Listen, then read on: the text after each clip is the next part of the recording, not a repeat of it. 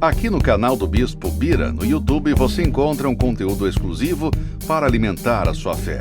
A Palavra Amiga do Bispo Macedo, reuniões ao vivo com o Bispo Bira Fonseca, testemunhos, ensinamentos, orações e muito mais. Gostou? Então se inscreva hoje no nosso canal e compartilhe os vídeos em suas redes sociais. Ouça agora a Palavra Amiga com o Bispo Macedo.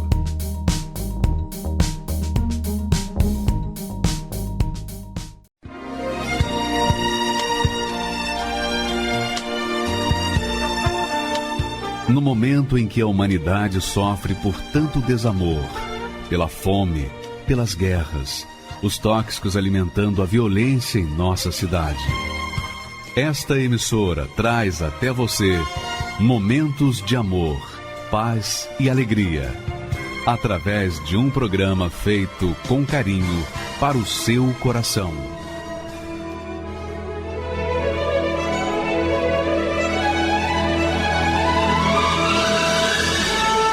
E agora, com você, a Palavra Amiga do Bispo Macedo.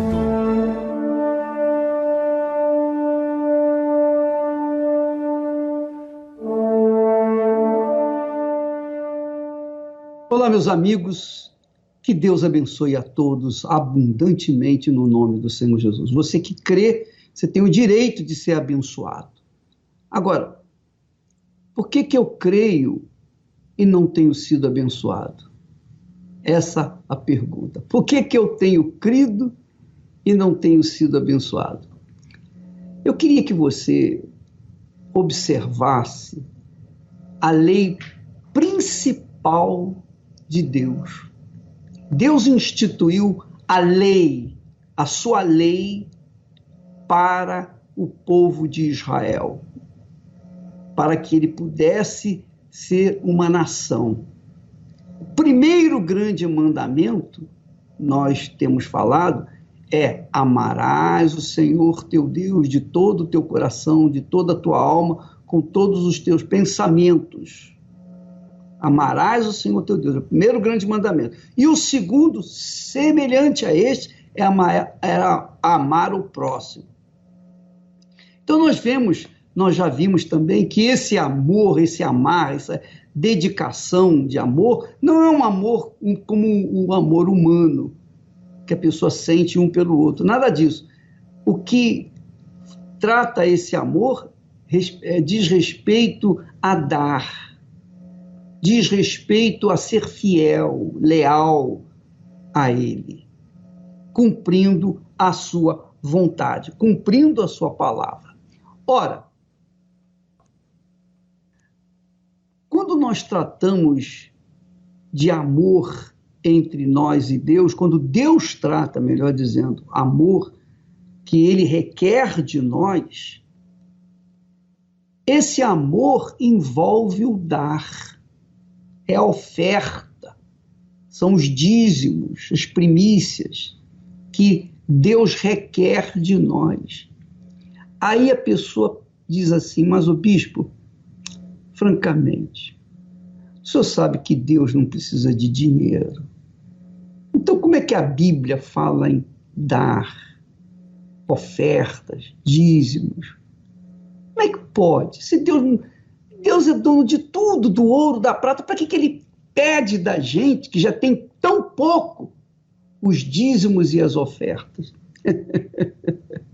É uma pergunta muito boa, que eu tenho prazer em responder para você. Deus não precisa de dízimo, nem oferta, não precisa de nada.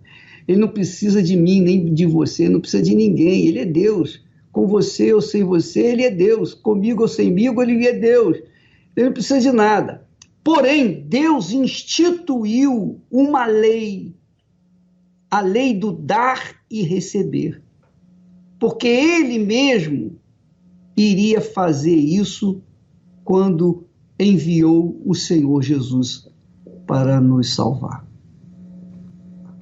Aquele texto que diz que Deus amou ao mundo de tal maneira que deu o seu Filho para que todo aquele que cresce, então, pudesse ser salvo.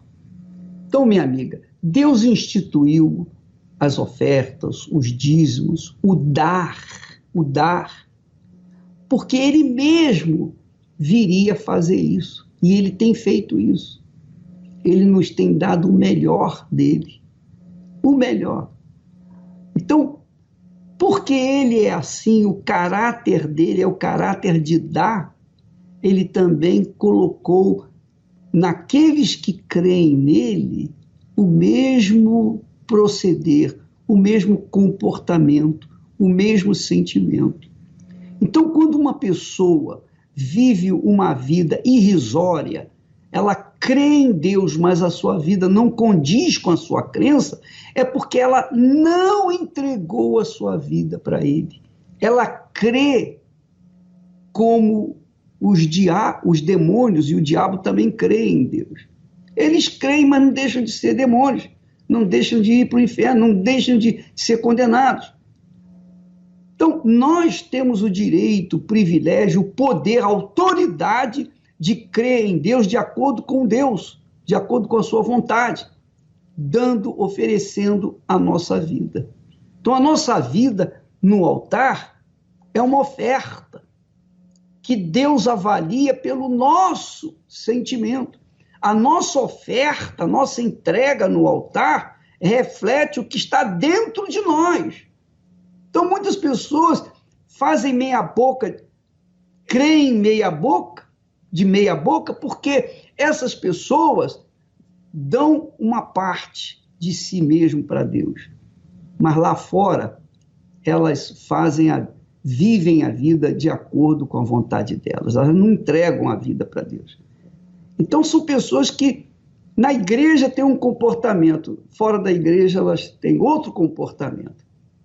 Deus instituiu a oferta não apenas porque Ele viria mostrar o seu caráter em relação a nós. Ele deu o Filho dele por nós. Então, Ele, quando pede a oferta, os dízimos, Ele está provando o que há dentro de nós. Aliás, não é provando para Ele mesmo, não. Ele está provando o nosso ser. Ele está sendo, ou permitindo que nós venhamos provar para nós mesmos o que nós somos em relação a Ele. Porque nas nossas ofertas, na entrega das nossas ofertas e dízimos, nós estamos mostrando o que há dentro de nós.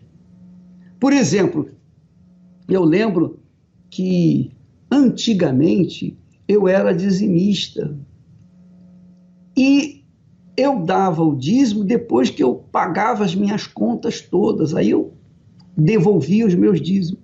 E a minha vida era pífia, era miserável, era insignificante, mesmo crendo, mesmo tendo sido batizado com o Espírito Santo.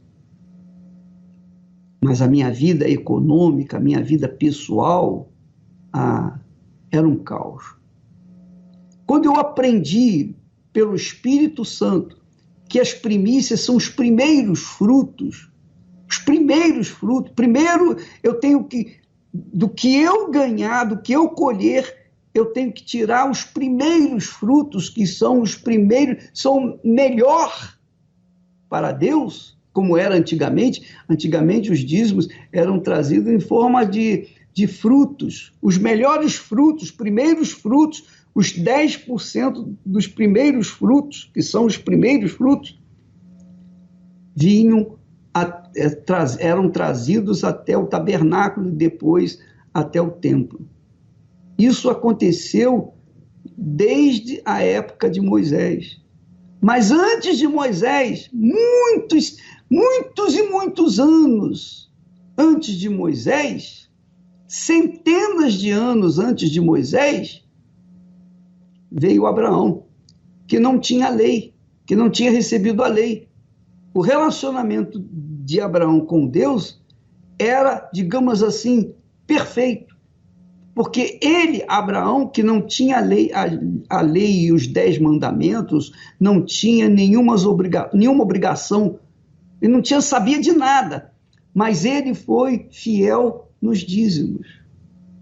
ele era fiel nos dízimos. Quer dizer, antes da lei de Moisés, Abraão já era dizimista.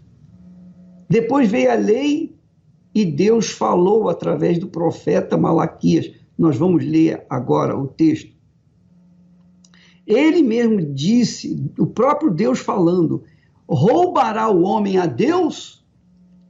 Todavia vós me roubais e dizeis: em que te roubamos?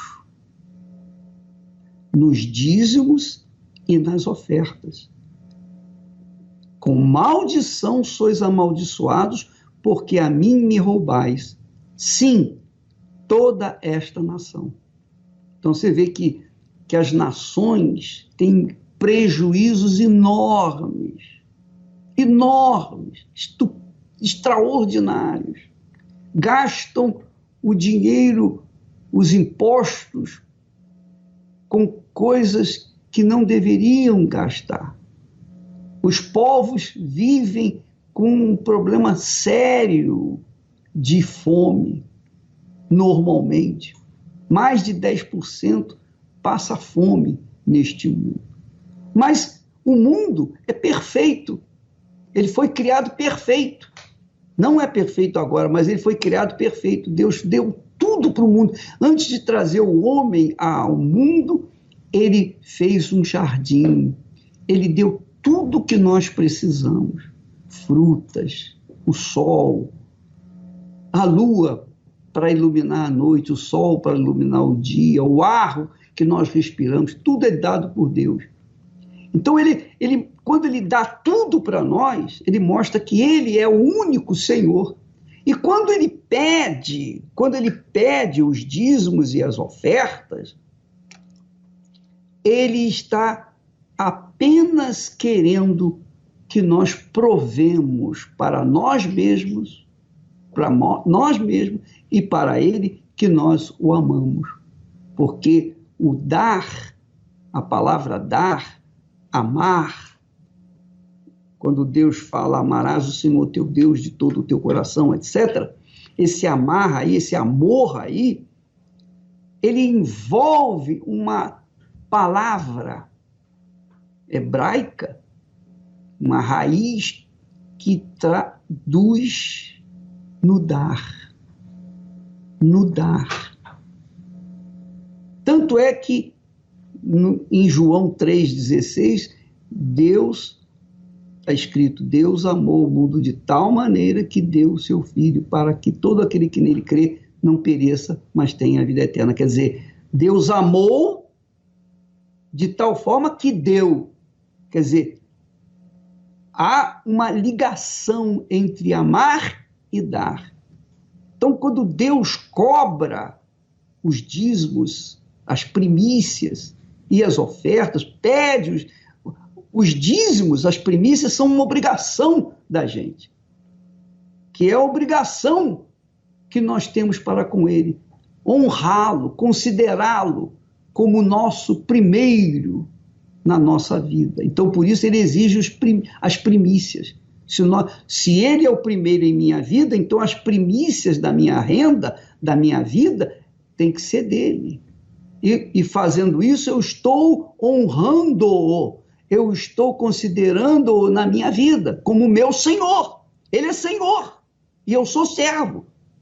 Então, ele me dá o melhor. E do melhor que ele me dá, então eu devolvo as primícias, que são os primeiros 10%. Quando eu aprendi isso pelo Espírito Santo, então a minha vida se transformou. Porque mesmo sendo batizado com o Espírito Santo, minha vida econômica era horrorosa.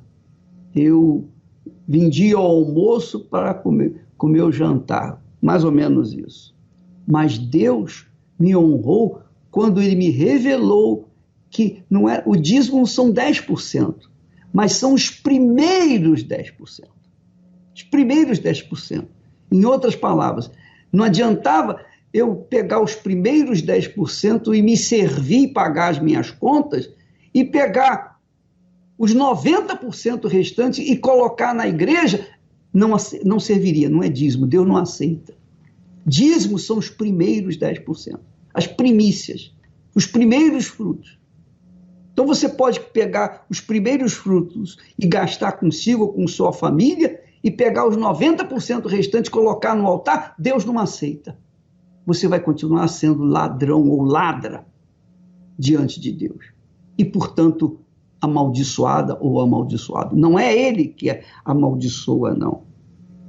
Quem amaldiçoa é o devorador, que se sente no direito de se assenhorar da vida daqueles que são ladrões, aqueles que são roubadores, aqueles que fazem desobedecer a palavra de Deus.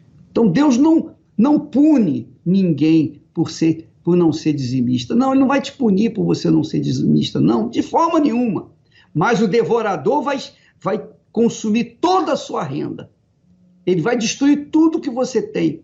Por quê? Porque você não considera o Deus de Abraão, o Deus de Isaac, o Deus de Israel como Senhor na sua vida. O Criador não é o Senhor da sua vida. Então, você passa a ser maldito por conta dessa falta, dessa falha, desse pecado de não devolver a Deus o que é de Deus. Muito interessante. Jesus também falou sobre os dízimos. Jesus também falou, quer dizer, antes de Moisés, centenas de anos antes de Moisés, Abraão pagou o dízimo, ou devolveu os dízimos a Melquisedeque. Depois vieram as leis e então veio Jesus. Olha só o que Jesus diz.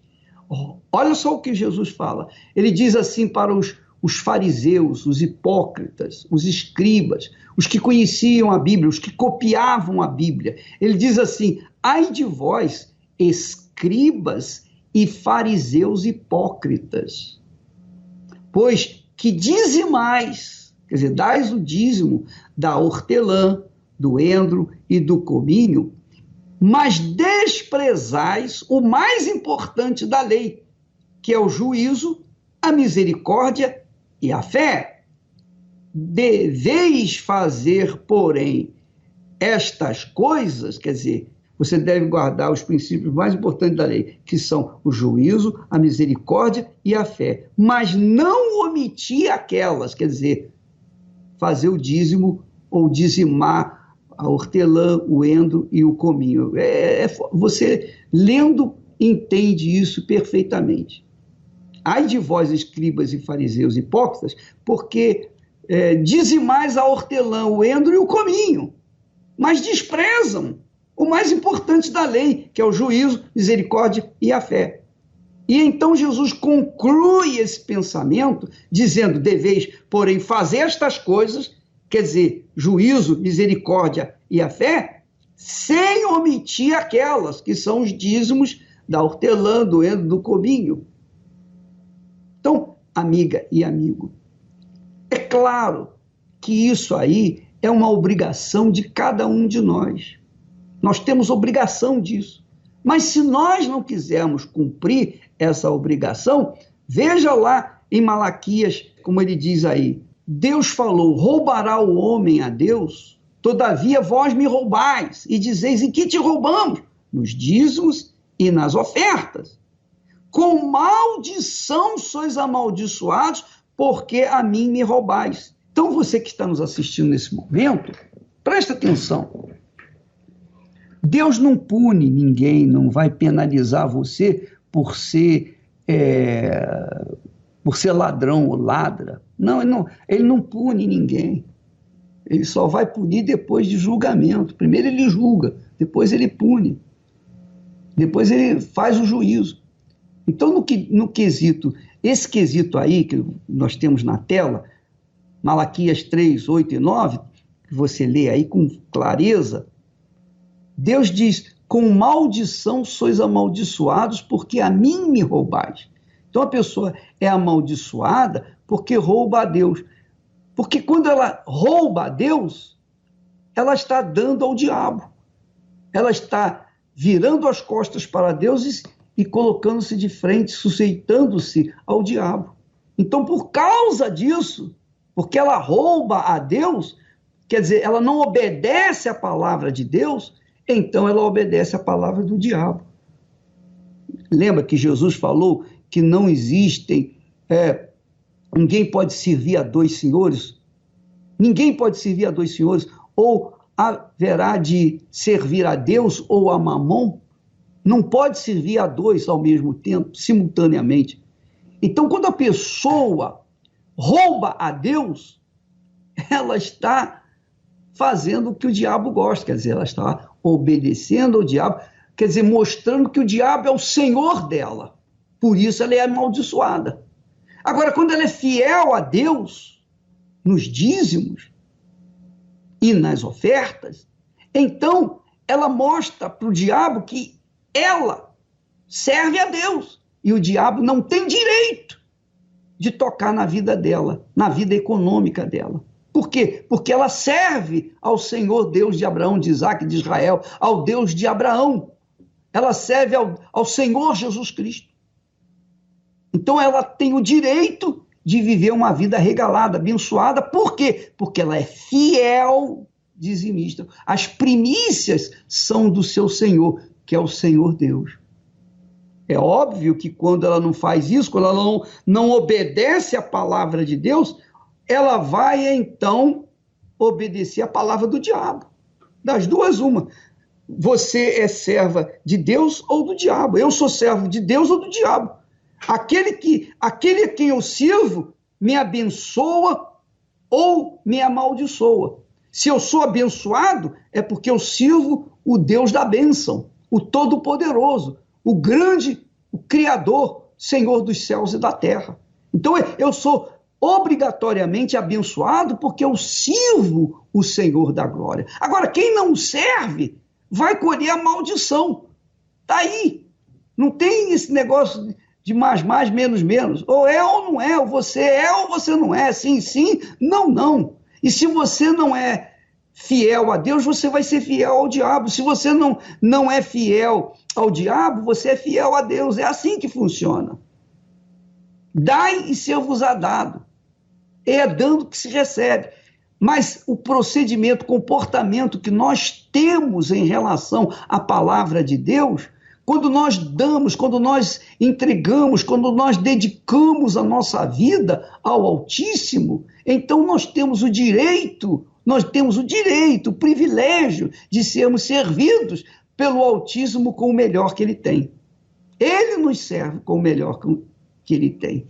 Agora, quando nós não o servimos, então nós estamos servindo ao diabo e o diabo vai também nos dar o melhor que ele tem. E o melhor que o diabo tem para dar é maldição.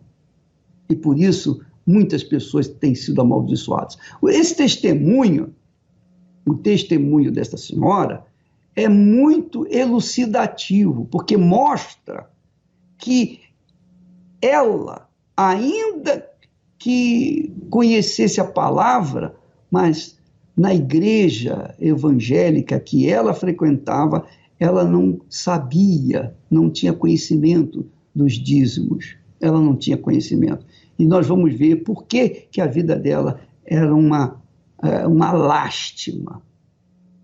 Era uma vida insossa, sem graça, miserável. Vamos assistir a história dela, por favor. Meu nome é Sandra Mello, tenho 49 anos, eu sou casada, eu sou empresária. E eu cheguei na Universal totalmente destruída. Eu tive uma infância um pouquinho conturbada, os meus pais brigavam muito. Minha mãe até ia em algumas igrejas evangélicas, né? Mas era um total inferno. Com 18 anos eu conheci meu esposo, né? Ele também era de uma igreja, né? E eu pensei, ali, agora vai acabar os meus problemas, vai dar tudo certo, eu vou casar com um homem que é cristão. E foi o que aconteceu. Com 21 anos eu casei. E trabalhava também, lutava, só que as coisas não andavam. Tivemos 2 filhos e o meu casamento era uma total discórdia, eram brigas verbais. Meu marido era muito religioso, eu era uma pessoa muito nervosa. apesar de aparentemente me considerarem uma pessoa calma, mas dentro de casa eu era uma pessoa totalmente pilhada, nervosa, porque as coisas não aconteciam. Pelo fato de eu ser muito imediatista, eu queria que as coisas dessem certo. Eu lembro, as crianças eram pequenas e no meio de um nervosismo, de uma situação, eu até dei um murro na geladeira. Até a psiquiatra falou para mim, olha, é como uma caixinha. Isso foi lutando, aumentando, e aí transbordou, e aí você meio que pirou. Foi isso que aconteceu comigo. Porque o transtorno de ansiedade começou a ocasionar problemas no meu estômago, problemas de saúde muito forte, e eu emagreci mais de 15 quilos. Né? Então, e aí veio com isso de presente aí a síndrome do pânico, que aí foi terrível. A síndrome do pânico, eu não podia estar em lugares que tinham muitas pessoas. É como se visse vultos passando. Eram pessoas passando ao seu derredor, e você não tem muita noção do que está acontecendo. É uma espécie de loucura, né? E aí eu tive que tomar medicamentos. Eram medicamentos caros, e como eu, por conta do nosso restaurante, eu sempre trabalhei. Então, só não piorou muito por conta disso. Mas eu trabalhava dopada. Às vezes eu nem sabia, eu não lembrava do que acontecia, porque eu estava efeito de medicamento. Então, era ruim, a sensação não era boa. E praticamente aí nos últimos 10 anos, eu frequentava uma igreja evangélica, né? E lá não se falava no dízimo, nas primícias, né?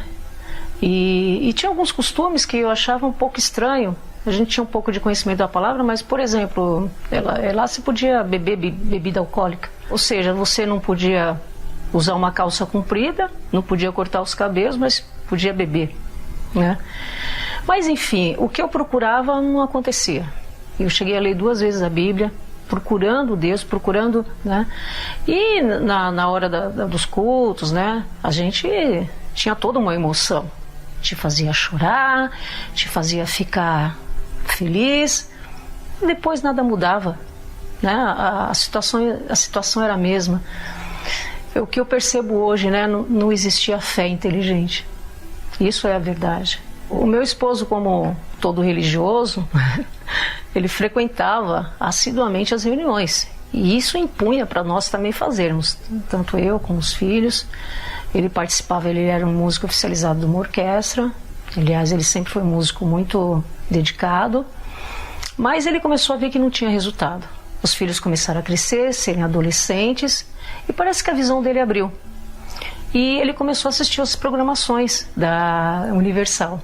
Começou a assistir, ele tinha insônia, né? E chamou a atenção dele. E teve um dia que ele falou assim para mim: eu vou na Universal. Eu quase tive né? Como assim, na Universal? Né? Eles vão pedir dinheiro. Eles vão pedir para você vender o que você tem para você dar lá na igreja. Era isso que eu pensava da igreja. Que o Bispo Macedo me perdoe, mas acho que por conta do fake news. Porque é o tal do preconceito. Você fala sem ter conhecimento, você julga sem saber, né? E aí teve a chamada da inauguração do Templo de Salomão. Até o pessoal da igreja que eu era falou assim: que é isso? É muita austeridade? Para que isso? Aí meu marido: não, eu vou lá. E nós vamos. O primeiro dia foi impactante.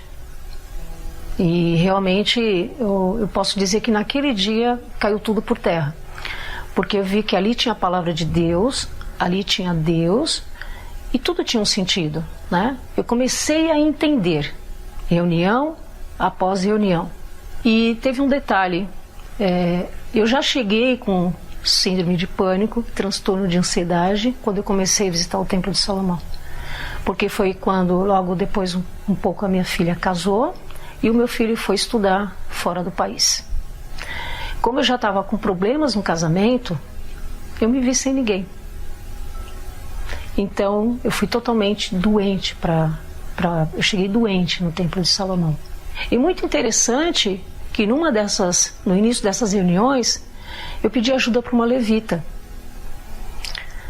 E quando eu fui conversar com ela me escutou, eu falei do que estava acontecendo. E uma coisa muito interessante que ela começou a falar do testemunho dela. Aquela levita que ela parecia um anjo, ela era uma ex-presidiária. Era uma mulher bonita, uma mulher de Deus, e ela falou palavras que eu nunca mais esqueci. E foi muito forte, porque eu fiquei pensando no testemunho dela. Ela contou o testemunho dela, eu falei, meu Deus, é um lugar que recupera as pessoas. Por que tem tanto preconceito contra esse lugar?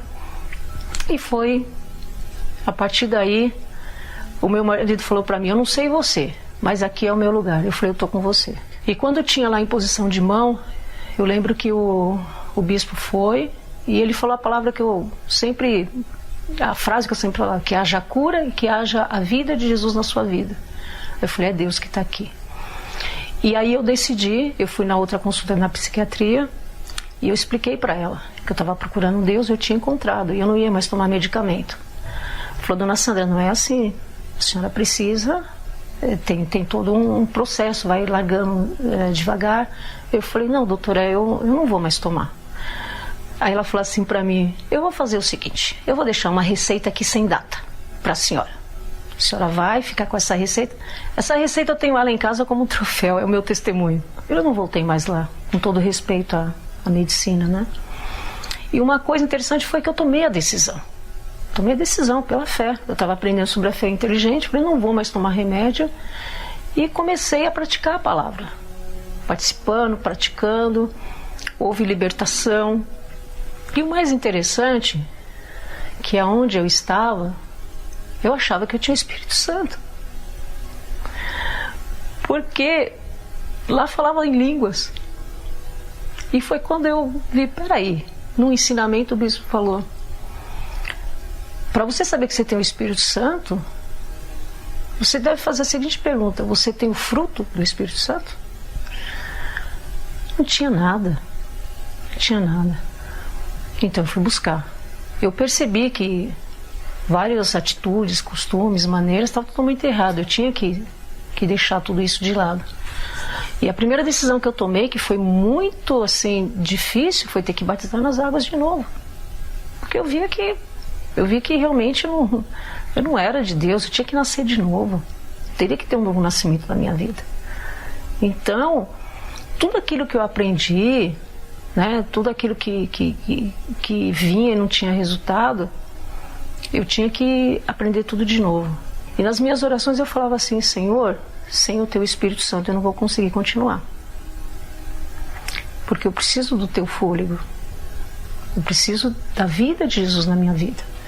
Eu tive que matar o meu orgulho. Porque o religioso, ele acha que ele está certo.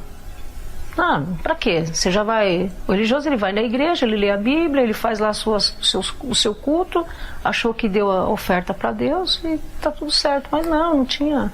Eu precisava matar meu orgulho, precisava começar de novo. E nesse dia, ele veio. Ele veio e assim, é uma coisa diferente, né? Porque veio a alegria. Naquele dia veio uma certeza, veio uma força e a paz. Então, as guerras estavam lá fora, mas eu estava forte. Eu falo que eu recebi uma fortaleza.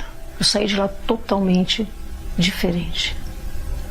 E foi algo assim extraordinário. Não tem explicação. Eu recebi refrigério. Era como se fosse até o Espírito de Deus como vento assim soprando e entrando em mim. Aí eu saí diferente, eu saí alegre. Como nós fomos ajudados, hoje nós ajudamos as pessoas.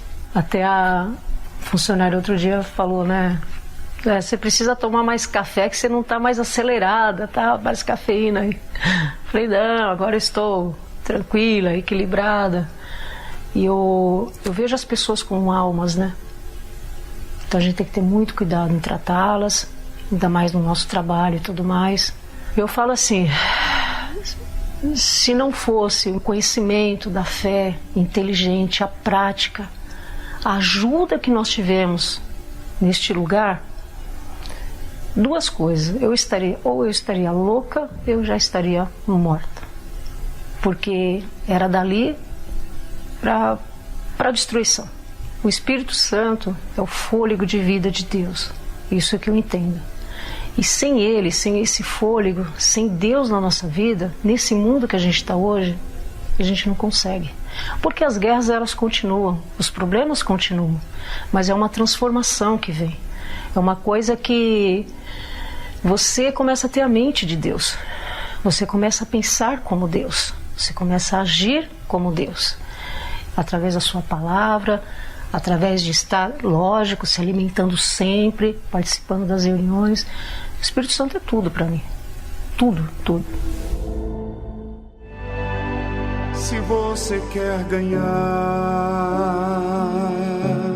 tem que saber perder. Se quer ser vencedor, tem que aprender a sofrer.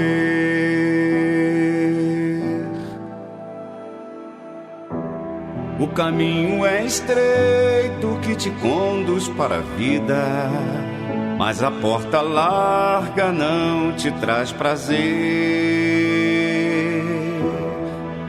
Eu te dei a fé pra você lutar, como dei seus pés pra você andar.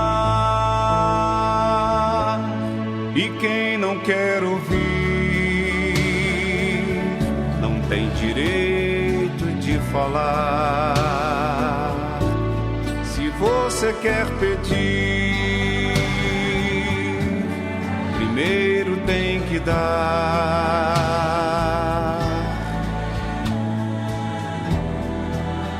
Uma semente boa numa terra fértil nasce, e se bem regada vai frutificar.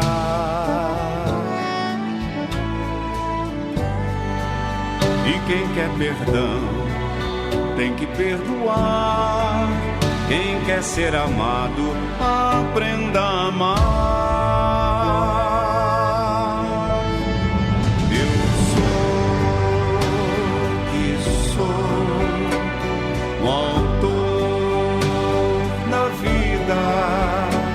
Se você quer me conhecer, tem que me oferecer justiça.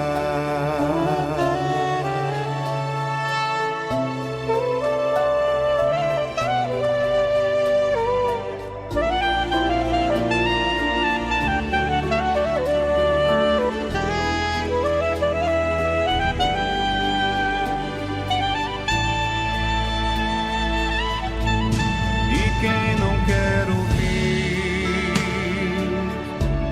não tem direito de falar. Se você quer pedir, primeiro tem que dar.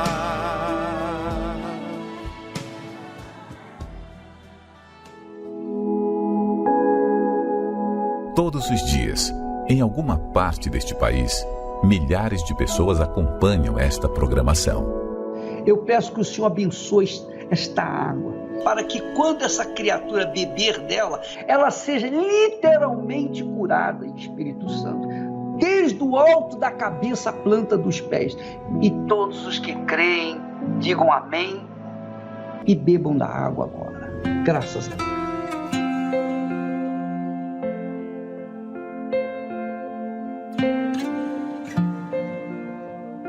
Seja em um palácio ou em um barraco, há sempre alguém gritando por socorro. Eu coloquei o copo de água na frente da televisão, o pastor fez a oração e eu tomei esse copo com água. E naquele momento, eu já estava uma semana sem dormir, eu dormi, que eu nem imagino como eu fui para minha cama. Eu sei que eu dormi. Eu acordei no outro dia mais leve e aquele copo com água que eu pensei em tomar aqueles remédios para acabar com a minha vida, foi o copo com água que me tirou aquele desejo, aquela vontade de me matar. Diante de tantos pensamentos negativos, surge uma voz transmitindo fé e vida. Mesmo você que sintonizou aparentemente por acaso, não foi acaso. Deus preparou esse momento para você porque Ele tem visto a sua situação. Ele está estendendo a mão para você. Você pode vencer esse câncer, você pode vencer qualquer problema. Confie, porque essa luta que você está passando, você vai vencê-la, vai superá-la. Isso é apenas um sinalzinho do que Deus quer fazer e vai fazer na sua vida. Faça da dificuldade uma oportunidade para mudar de vida.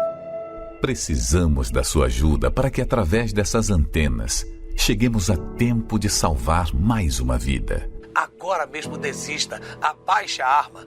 Eu tenho certeza que você está sendo tocado agora pelo Deus que eu sirvo, de que a vida que você pensava não ter mais sentido, valor, ela pode ser uma vida diferente. Seja um proclamador do telhado. Doe pelo Banco Bradesco, agência 3.396, dígito 0. Conta corrente 15.250, dígito 1. Pelo Banco do Brasil, agência 1911, dígito 9. Conta corrente 206.577, dígito 0. Se preferir, doe através do site universal.org/doar. Pelo aplicativo da Universal no seu smartphone ou tablet. Ou faça sua doação diretamente em uma Universal. Meu nome é Jair, eu tenho 46 anos, eu sou representante comercial. E durante muito tempo eu tive muito preconceito com a igreja. Pelo que a mídia falava, pelo que a mídia derramava. As notícias eram muito negativas. E eu tinha uma resistência muito grande quanto à Igreja Universal. Tanto é que o que eu ouvia falar é que a igreja ela roubava, que a igreja ela enganava, que tudo aquilo que acontecia, aqueles testemunhos, era tudo comprado. Que o bispo fazia nas pessoas uma lavagem cerebral, que as pessoas que vinham à igreja eram as pessoas de pensamento pequeno, que eram pessoas manipuladas. Então, todo esse tipo de notícia eram notícias que chegavam para a gente. E eu, como muitas pessoas, fomos enganados por essas notícias. Eu fui em muitas denominações. Eu cheguei a servir os espíritos, eu cheguei a servir os demônios. Porque a minha vida era destruída e eu não entendi o porquê daquilo. Então eu procurei ajuda em várias denominações. E quando não tinha mais nenhum lugar para ir, a minha vizinha, que mora ela há muito tempo na Igreja Universal, mais de 35 anos da igreja, ela fez vários convites para mim, mas eu era muito resistente, muito resistente. Eu não acreditava que a minha vinda na igreja pudesse mudar a minha vida. Eu realmente não acreditava. Hoje eu me arrependo, por quê? Porque eu tive que sentir tudo isso na pele, para ter o meu coração quebrantado. Hoje eu lembro do profeta Ezequiel no Vale de Ossos Secos. Então os meus pedaços foram ficando pelo meio da igreja. Eu cheguei na igreja arrebentado. Cheguei na igreja depois de ter uma perda financeira muito grande, o casamento destruído, vida emocional, tudo destruído. Cheguei com uma dívida muito grande, Cheguei devendo para agiota, Então a minha vida ela chegou destruída. Cheguei na igreja totalmente destruído, sem nenhum tipo de opção, sem nenhum tipo de perspectiva.